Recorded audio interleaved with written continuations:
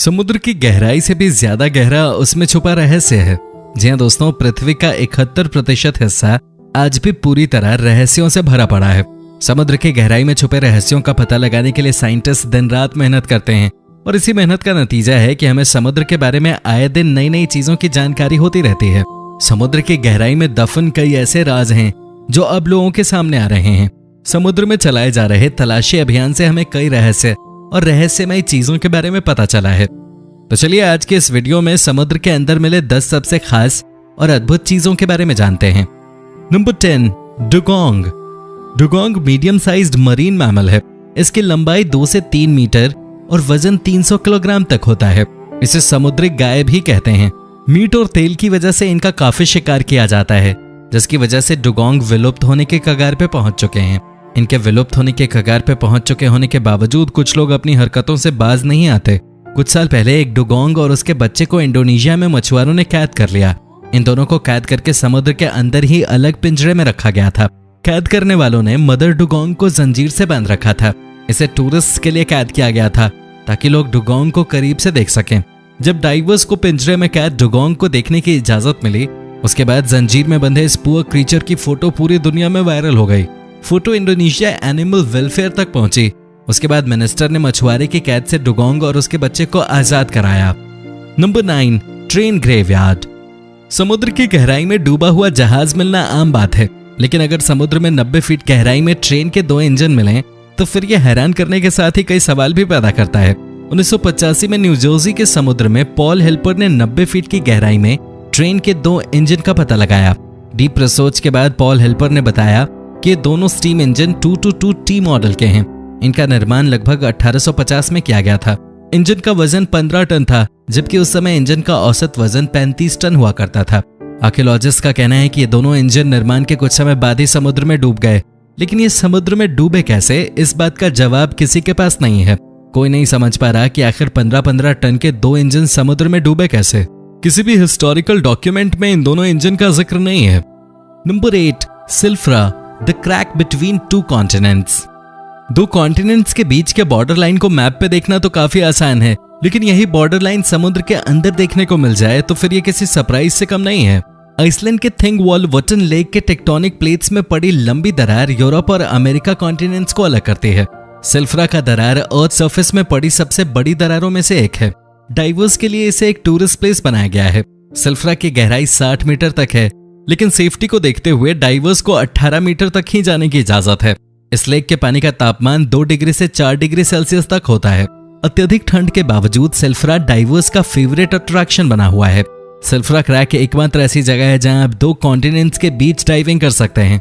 सिल्फ्रा crack हर साल लगभग 2 centimetre खिसक रहा है। Number 7, Apollo 11 engine. नासा का अपोलो मिशन मानव इतिहास के सबसे महत्वपूर्ण मिशन में से एक था। इस ऐतिहासिक मिशन से जुड़ी एक चीज काफी महत्वपूर्ण है।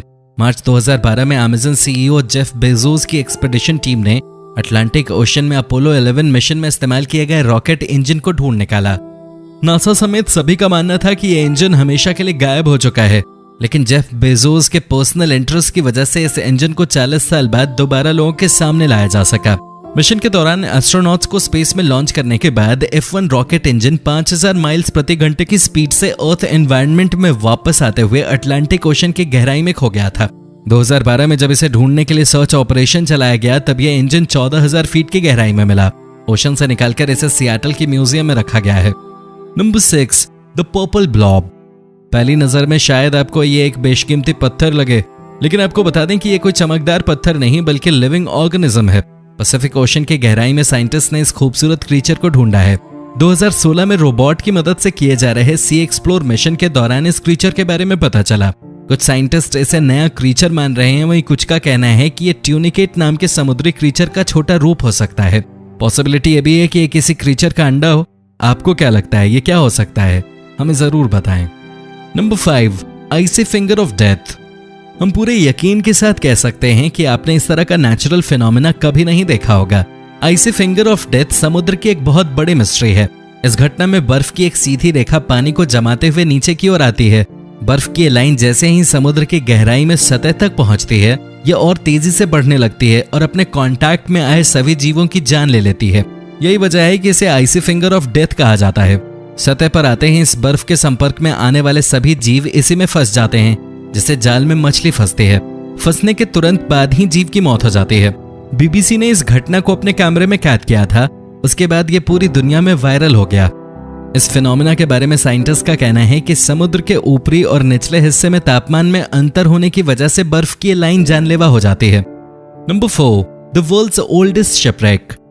बुल्गारिया के ब्लैक सी में रिसर्चर्स ने सबसे पुराने जहाज को ढूंढा है। यह जहाज लगभग 2400 साल पुराना है। इसे 2000 मीटर की गहराई में ढूंढा गया। इसे लकड़ी से बनाया गया था और इसकी लंबाई 23 फीट थी। जिस जगह पर यह जहाज डूबा था वहां ऑक्सीजन की काफी कमी है, जिस वजह से लकड़ी से बने होने के बावजूद यह आज भी वेल प्रिजर्व्ड है। अत्यधिक गहराई में होने की वजह से इस जहाज को पूरी तरह से एक्सप्लोर नहीं किया जा सका है और एक्सप्लोरेशन प्रोग्राम आगे बढ़ाने के लिए रिसर्चर्स को एक्स्ट्रा फंड्स की भी जरूरत है। Number 3, the Baltic sea anomaly. Baltic sea anomaly समुद्र के बड़े रहस्यों में से एक है। 2011 में सोनार इमेज की मदद से पीटर लिंडबर्ग ने इसे ढूंढा था। पहली नजर में कोई भी इसे आसानी से एलियन शिप मान सकता है। ये एलियन शिप की तरह ही गोल है। इस ऑब्जेक्ट का डायमीटर 200 फीट है। ये किसी भी एंगल से नेचुरल फॉर्मेशन नहीं लगता है, जिस वजह से लोग इसे एलियन शिप मानने लगे। सोनार इमेज मिलने के बाद जब दूसरी टीम इस ऑब्जेक्ट के बारे में पता लगाने गई तो इस ऑब्जेक्ट के पास पहुंचते ही इनके सभी इलेक्ट्रिकल डिवाइसेस ने काम करना बंद कर दिया। उन्हें फोटो और सैंपल के बिना ही वापस आना पड़ा। इस घटना के बाद इसे एलियन शिप मानने वालों के दावों को और बल मिला। हालांकि 2012 में ओशन एक्स की एक टीम उस मिस्टीरियस ऑब्जेक्ट तक पहुंचने में कामयाब रही। उस ऑब्जेक्ट से लिए गए सैंपल की जांच में ग्रेनाइट, नाइस और सैंडस्टोन पाया गया, जिससे ये बात साबित हो गई कि ये एक नेचुरल ऑब्जेक्ट ही है। साइंटिस्ट का कहना है कि ग्लेशियल और पोस्ट ग्लेशियल प्रोसेस की वजह से इसका आकार गोल हो गया। Number 2, SS Gairsoppa. Odyssey Marine Exploration company के लिए 1941 में डूबे एसएस गेरसोपा जहाज को ढूंढना किसी लॉटरी से कम नहीं था। चांदी से लदा हुआ ये मर्चेंट शिप 1941 में जर्मनी के हमले में डूब गया था। इस हमले में 85 लोगों की जान भी गई। डूबने के बाद 70 सालों तक इस जहाज का कोई सुराग नहीं मिला।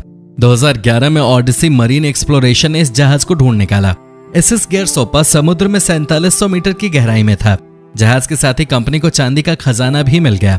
2011 में एसएस गेरसोपा से मिली चांदी की कीमत $200 मिलियन थी।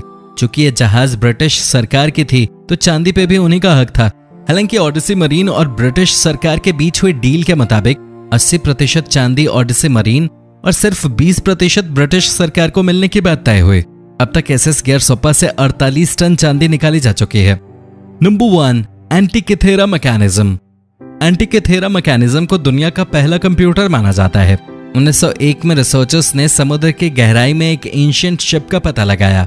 इस जहाज से कई प्राचीन चीजें मिली, लेकिन इन सभी में से लकड़ी के बॉक्स में रखे एक सामान ने सभी का ध्यान अपनी ओर खींचा।